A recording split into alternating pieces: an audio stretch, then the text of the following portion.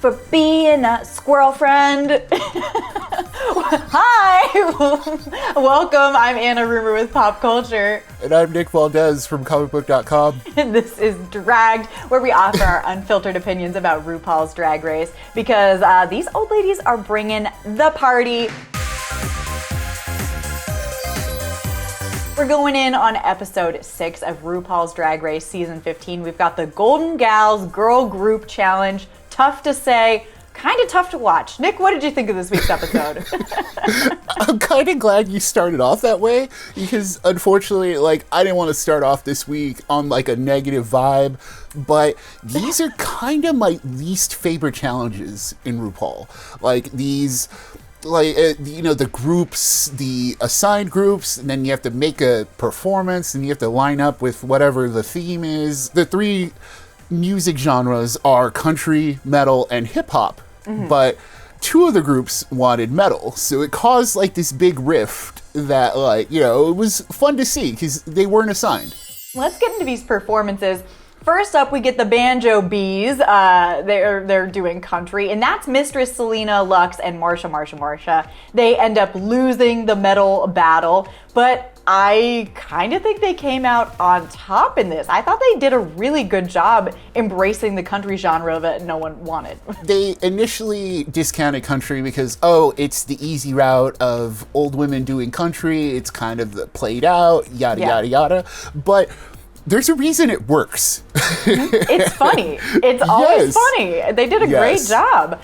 Marsha, not a speck of makeup on that face. She looked like she was about 12 years old on stage, even though everyone was doing old lady makeup. Marsha. But I thought that the standout, honestly, was Selena. Yes. And I love Mistress. 100% agree, especially because Selena had a complicated verse. Now, it's not quite clear this time around whether or not they've wrote their own verses, but it kind of seems like they kind of, dug their own graves, so to speak, in some areas. They have notebooks, so it's I think they wrote it, but they don't make it clear. So I'm a little hesitant to give them credit for funny versus not funny verses. But if we are giving them credit, Selena had easily the hardest one, and she was just mugging for the camera, for the judges. I thought she was really playing it up to a level 10. And that's what we love to see on Drag Race. It's clear that she lives in these kinds of challenges. This is, where she flourishes. And, I can't wait to see more of that. It's strange. It's honestly strange to me that they do highlight Mistress more towards the end. I love Mistress too, of course. Mistress is the kind of veteran who's probably going to kill every one of these challenges. But, it's Selena was the standout to me. For me, Mistress got up there and performed this like she performs it, 3 times a week with a matinee. She just really seemed at home on the stage, so I also thought she was a standout. But Selena really, especially last week was a really tough week for Selena, so I thought that she bounced back really well. Well, and next up we've got the Rockin' Old G's. They're the heavy metal group. It's Sasha, Malaysia, Aura, and Spice. They really wanted metal, and you know what? I think they did a lot with it too. Oh, okay. Tell me. So, I wasn't quite feeling it was metal. It was more Limp Bizkit, new metal, rap rock kind of thing. This especially comes through with if they're writing their own verses, then yes, maybe rapping during the metal track kind of works. Yeah. But, and then the performance itself, I wasn't really feeling it. I kind of felt like Mistress, when they were where's the headbanging? Where's the metal? And it's clear some were better than others. Aura was really feeling it, and it was a good week for Aura. But then you have Spice, who was Spice, please. She couldn't be metal if they coated her with lead. It was sad to watch, but what do we expect from her? I'm just counting down the weeks till she goes home. I'm sorry, Spice, you're great, but this is just not it. Every week, I'm going to be would Sugar have done better? And the answer is probably no, unfortunately. I thought that Sasha Colby was a standout. Maybe that's what's coloring kind of my perception of how they did. Sasha Colby came out there and just every time I see her, I'm just agog and gagged, and she really killed it. You're right, it was this metal. I don't really know a ton about metal to begin with, so that's probably why I'm, again, like, ooh, I thought it was good. But Sasha was just nailed it. I thought she was beautiful in perfection, like always. And then last we have the old dirty bees for hip hop. These guys didn't even feel like fighting for a genre, and maybe they should have. We had Jax, Lucy, Robin, and Anitra.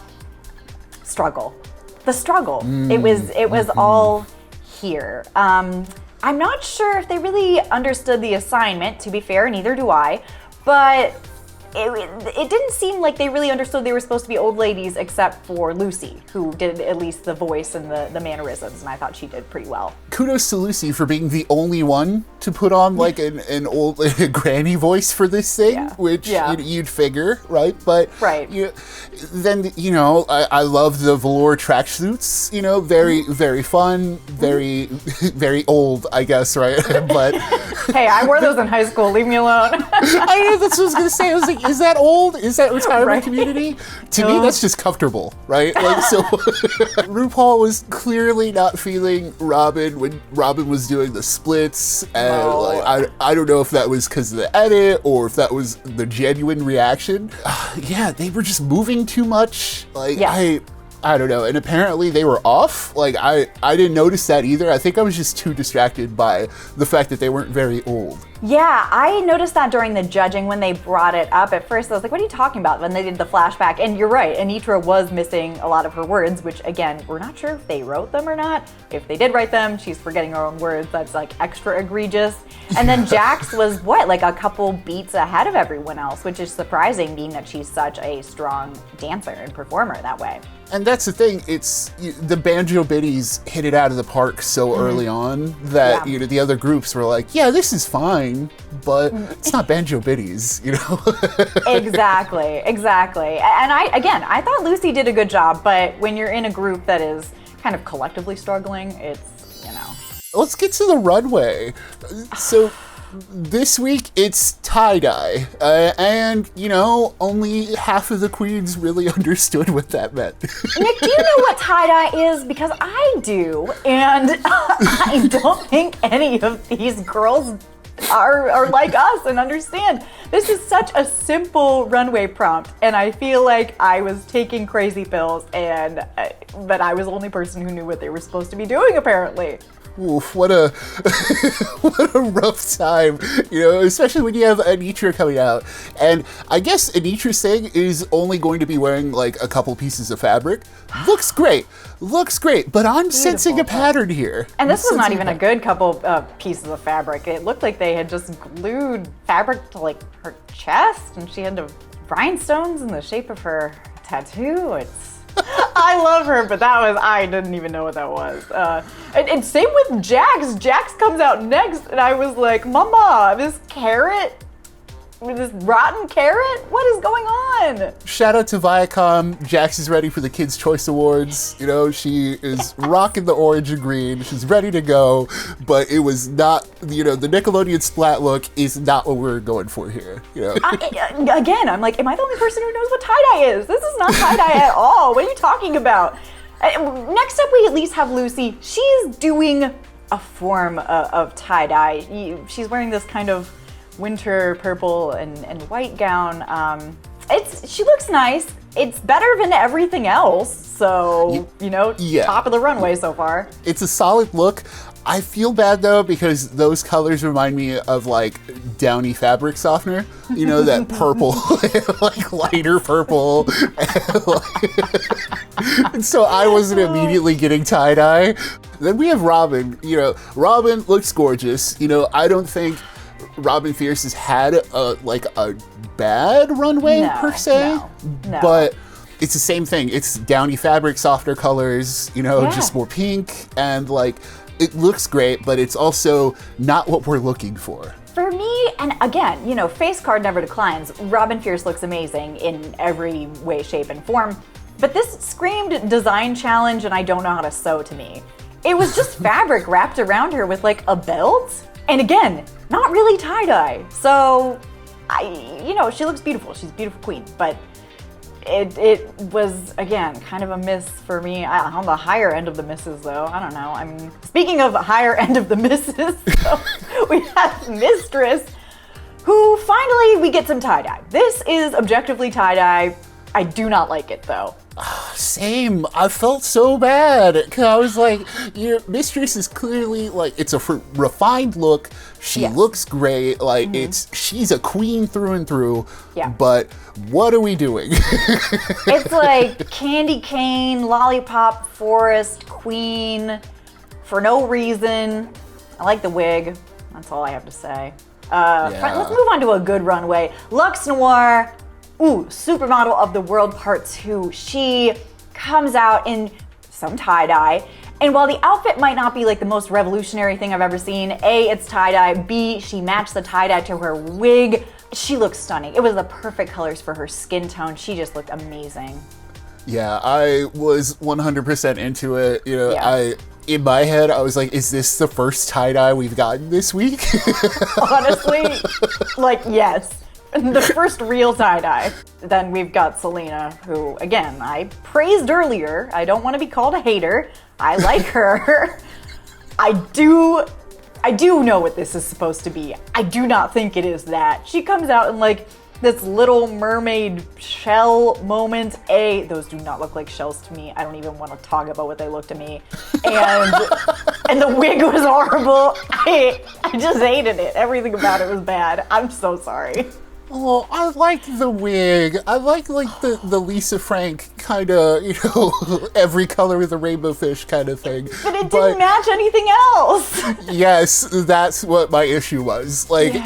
Selena has so much going on in each of her looks. Her problem going forward is, okay, what do I remove? Like, how can I edit this to make it like a refined look? And speaking of what is tie-dye, Marsha comes out in no tie-dye at all. In the picture she posted this look on Instagram later, you can see that the red little like splotches of blood are kind of tie-dyed, but they are so tiny and it reads so not tie-dye on this runway. I am sick of the Marsha Brady references. I'm done with them. Especially this one reference that we've already had earlier. It's nothing. Whatever. It's Marshalls. Sorry. Oh, we were rooting for you. How dare you, Marsha? Like, this was like, I'm so disappointed, like at least the other queens can say they attempted tie-dye or like, and to argue that the bloody nose is tie-dyeing her clothes, and it's like, oh, well, maybe you could have worked that in better. Maybe if there were more, if there was more of a cohesive idea behind it, like, oh, okay, maybe if it did turn into like a red and white tie-dye kind of thing, maybe. But this is still like me trying to find a way to like explain this. Exactly. And maybe if she'd come out with like blood packs in her nose, dribbling down and dyeing the dress as she walked out, I would have had more love for it. But as is, it's not tie-dye. It's not really just a good look in general. I'm not into it. Yes, and it stands out even more so when you're followed by Sasha. I mean, come on. Finally, some tie-dye. Please. Thank you. This was beautiful. I love this. This is what I wanted from the runway. The latex, the hat, the tie-dye. It was great. Sasha, no notes. Yeah, I think with Sasha every week, we're just gonna be like, stunning, yes, thank you, please, more, okay. Yeah. I really like this from Aura, okay? She's not been my favorite queen throughout, nothing wrong with her personally, she's just not been doing super well. But this pantsuit moment, especially kind of juxtaposed with Sasha's bright colors, this more muted tie-dye, which was tie-dye, I thought the pantsuit was very high fashion, and you know what? Sue me. I love the little Whoville hair. I was not feeling the hair, but I did love the pantsuit. I love that she went in the completely opposite direction. Spice comes out, Spice is looking like Spice. Spice looks the same on every runway. It's a cute little 90s moment. I love the butterfly hair clips, but she looks the same on every runway. There was tie-dye on this. For that, I will give her credit. I think like we're just gonna see these looks for as long as she's here.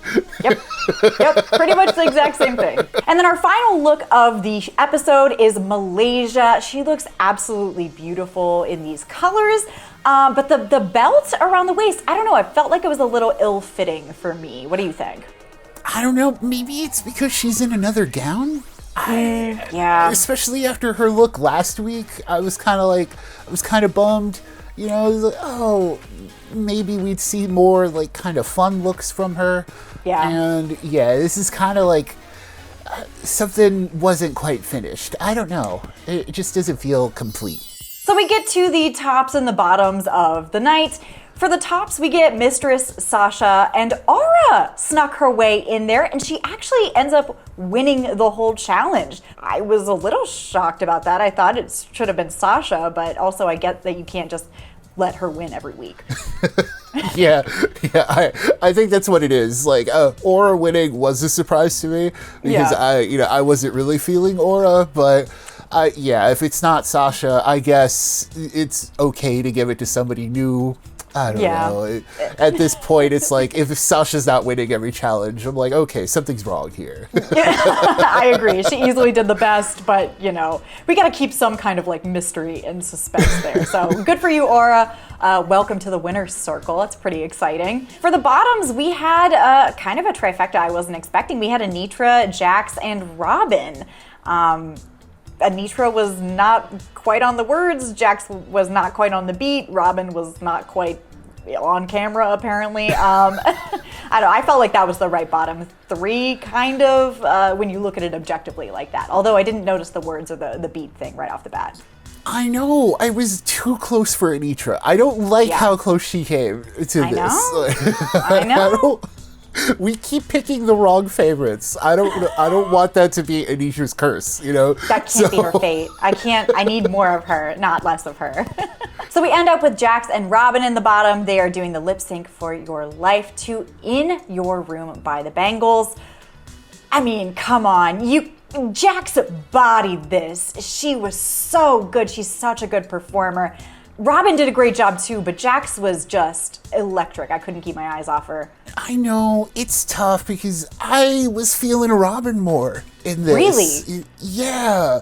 You know, because I thought the whole, like, them telling her to come out of her shell more, and I thought this was maybe the way, hey, Robin wakes up from here on out. I thought this was the beginning of Robin sticking around, but unfortunately, this is not the case. And, you know, out of the two, yes, I do like Jax more, but I don't know. I was kind of feeling Robin in the moment. That's fair. I mean, she did a really good job. I mean, Jax was just like doing jumps and splits and twirls and stuff like that, and I was entranced. She's just such a little bundle of energy. So I love that. It was tough to see Robin go, but when she said during the judging, I'm not a risk taker, I don't like to take risks, I was like, well, you're going home because that's what Ru wants. It's reality television. You know, you got to be a little bit more exciting, Robin. I get it. In life, your credit score is probably amazing, but in this show, you know, it's not going to work totally. You don't say those things out loud. You think them and you say them in the confessionals, but you don't say that out loud on the runway. You just don't. Exactly. Next week, we are getting the reboot of Daytona Wins. I'm kind of excited to see that. I'm not going to lie. Call me 4 years old, but I thought the first one was really funny. So I'm looking forward to that. Absolutely. I can't wait. Well, until then, we'll get our fart jokes ready. You'll see us next week on Dragged, where we talk about everything RuPaul's Drag Race. So until then, have a good one.